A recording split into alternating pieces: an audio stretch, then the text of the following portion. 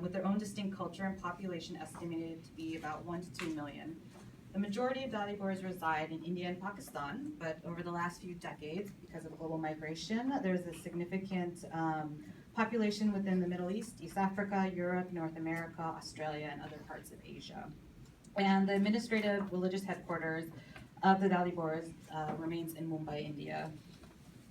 And this community practices what is believed to be type 1. Specifically, it's the removal of part of the clitoral hood or the prepuce. So it's one of the least severe forms of FGMC. So part of the motivation for this study, again, was that there was no wide-scale data on the practice within this community. And SEO, we decided that we needed to have some sort of data and introduced an online survey in 2015 to sort of gain insight and understanding into the prevalence of the practice within this community. One reason we chose to do this was because we were connected to the community, and actually Insia, who's a member of SEO, is here too from India. But we had connection to the community since we had been raised and we had family and friends and networks in there. But also our backgrounds, our professional backgrounds led to us creating this. My professional backgrounds, I am a Master's of Social Work student, so I've done data collection. We have another public health researcher, and so we were able to tap into that to really tap into our community and do a larger scale kind of data collection. But there was also an anthropologist, Jonas Blank, and he wrote a book about the Dawoodi Bohra community called Mullahs on the Mainframe. And he just very briefly touched upon the practice and stated that he really couldn't find out any information about whether or not it did continue. And he said that whether the custom is extinct, extremely rare, or still widely practiced, it is a topic of which no male researcher, particularly one on the outside, can speak with real authority.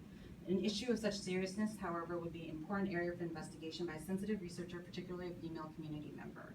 And knowing that all of us in SEO actually are female community members, and so it was an opportunity that we felt was important for us to take part in.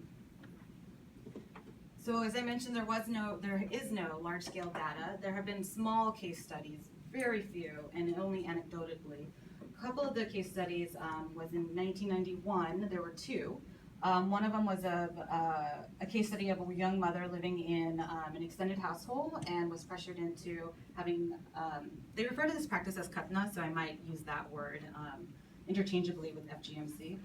And so she was pressured into it from her mother and had her daughter underwent it. In 1991, there was also another study based on oral interviews with 50 women from Mumbai, as well as 2 cutters. And then I mentioned I had done my Master's of Social Work, and I did my thesis on this study and the continuation of it within the United States, since I was very familiar that it does happen here in the U.S. My sister had it done here in the U.S. too. So I wanted to understand if there was any significant challenges to diaspora communities that continue it as well. But other than that, there really is no study out there within this community. And again, as I mentioned, some of the aims of the study were to obtain some credible statistics about the nature of this practice within this community, some objective data on the perceived harmful and or beneficial physical, psychological, and sexual effects of FGC. And that was really important because, again, this community is known to practice one of the least severe forms, and there really is not any data about the least severe forms and associated health risks with those least severe forms too, and to examine the various justifications that this community has for the continuation. So what we did was we used what we called respondent-driven or purposive sampling and snowball sampling methods, which means we were able to connect with our networks, and those networks of Dawoodi Bohras were able to connect with their own networks to get a sample size. And we did an online survey tool and used quantitative and qualitative questions to create this type of survey. And just a side note, and kind of unintended consequence that we realized is when we started giving out this survey, it became a conversation starter within the community itself. And people were talking about the survey, and we were finding that people were getting it from multiple sources, and that was something that we hadn't thought about before either. And so some requirements for the survey is we invited women who were 18 plus, and then also those who participants said that they were raised in the Dawoodi Bohra tradition to take part in this survey. And it was open from July 25th, 2015 until January 25th, 2016, so 6 months.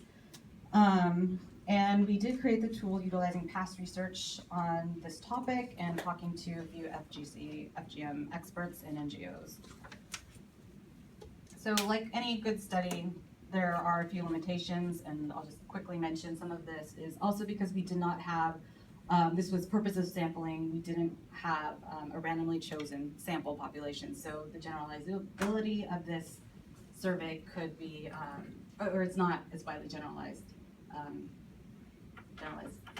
I'm having trouble with saying that word right now.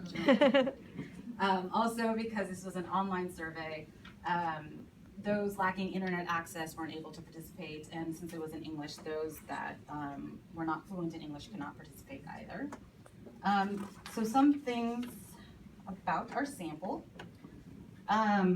We had over 400 women who took part in the survey, and after looking at the data, we decided to analyze 385 of the respondents' answers. And the majority of our sample came from India.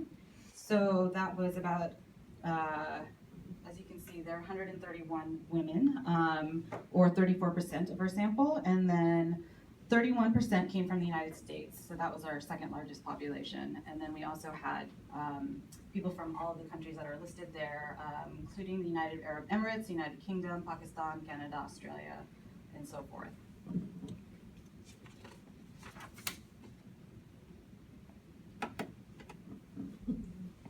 So again, we had 385 survey participants, and we found that 67% of the participants were between the ages of 18 and 45, 76 were married, 84 considered themselves to be middle or upper middle income, and that was self-reported. And then 70% continued to identify with the Dawoodi Bohra community in their adult life, and 17% no longer said they practiced.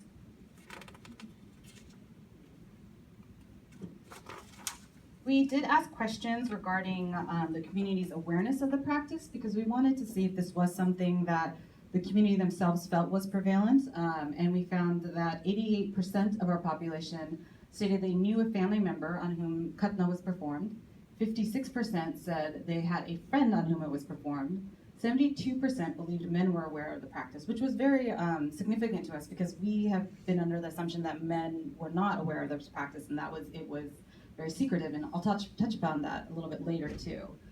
And then 27% think men are told about the practice when it is performed on female relatives. So then a little bit more about those who had experienced Khatna. So we found that 80% of our sample population had experienced it, so 309 women. And 65% were unsure what occurred to them. Again, as I mentioned, what is believed to be practice is one of the least severe forms of FGC type 1, but as you can see from our data, most people did not know what exactly happened to them.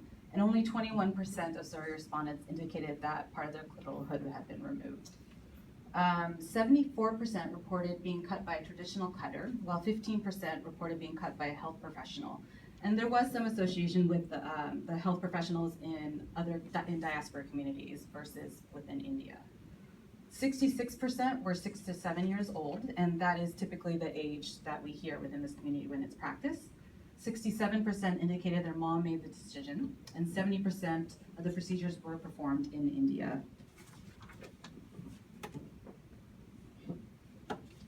So in addition to quantitative questions, we did ask some qualitative questions, and we gave the opportunity for participants to describe what happened to them and to write in their own words what they experienced. And we found that there were similar elements to their stories. 3 of the elements that were brought up over and over again were that there was a razor sharp object that was used, there was a powder mixture to put over the clitoris for healing purposes, and that the girl was held down by her mother and another woman during the procedure. Also from the narrative elements that we collected, we found 4 themes emerging, and this was that the participants would discuss the elements of their own personal FGC experience. They would discuss that they were told discussing what they were told was going to happen to them. Many of them did say that they were not told what was going to happen, or they were told later on. Often you would hear people saying that they heard a worm was growing in and they were going to remove a worm from them. The third theme that emerged was discussing their physical reactions, and the fourth was discussing their emotional reactions. And I have a table of that a little bit later too. But of the most significant narrative themes, what we found was that 86% of the women described being taken to a cutter or going to a cutter's house, and 98% of the women described experiencing pain immediately after the procedure. So we wanted to understand a little bit more about the reasons why it was continued within this community. And we found overall, 56% believed it was done for religious purposes. And then 45% believed it was done to decrease sexual arousal. 42% stated it was done to maintain tradition and custom. And then we had 27% believe that it was done for physical hygiene and cleanliness. And the findings indicate that regardless of the reason, this is a practice that is very rooted in the community's culture too. And interestingly, we're finding at a larger scale within the community, with the fact that this is becoming there's more awareness around this within India and within the media. The religious heads have come out and actually are talking about this publicly for the first time ever. And they are shifting away from what the first kind of justification given, the sexual control, to saying no, now it is done for hygiene and health. And they're really focusing in on that and trying to say that these other reasons are wrong, and basically what women have been continuing to tell each other, that it's sexual control and that's a religious reason, is incorrect. So it's an interesting dynamic to see developing within the community.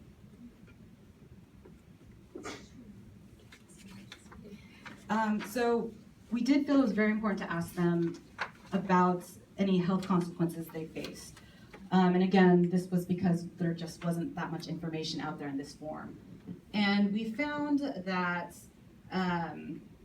23% of our survey respondents, when we asked them in a quantitative format, 23% reported undergoing some sort of physical health issue, which included pain, bleeding, burning during urination. 37% couldn't remember. And again, this was generally done when between the ages of 6 or 7, and this is a traumatic event, so that makes sense in terms of not being able to remember this procedure. Interestingly though, while only 23% of the women reported physical effects when we asked the question in a quantitative form, when we asked it in a narrative form and when they were allowed to describe what they went through, we had 128 women who described experiencing pain. So they were more responsive to actually answering that question and describing their effects in the narrative form versus the quantitative form. And these are tables discussing their the narrative form, the physical reactions they stated they had, and the emotional reactions. So you'll see on the top one above, 128 mentioned pain, experiencing pain. People mentioned blood, they screamed, couldn't walk afterward. And then emotional reactions, and that was something we found to be very important for this particular community, was particularly if there aren't very severe physical ramifications of the procedure, the emotional, psychological was very prevalent. So we found people feeling they were traumatized. And a lot of it was also real after they realized later on in life what happened to them. That's when they felt traumatized. So just a couple more results that we found interesting. The Dawoodi Bohras are considered to be a really well-educated community within India, and they are considered to be a progressive community. They actually embrace technology a lot too, which is another reason why we decided this format would be useful for collecting data. So we wanted to know if lower income or less educated women were more likely to experience Khatna. We didn't find any relationship between the two. That could also be because this community is considered to be highly educated, and 80% of those surveyed in this sample had earned at least a bachelor's degree, which is higher than global prevalence rates on education too in other countries. We did want to also see if there was a relationship between Khatna prevalence and the intention to continue the practice with one's offspring. And we found there was a connection, both with one's own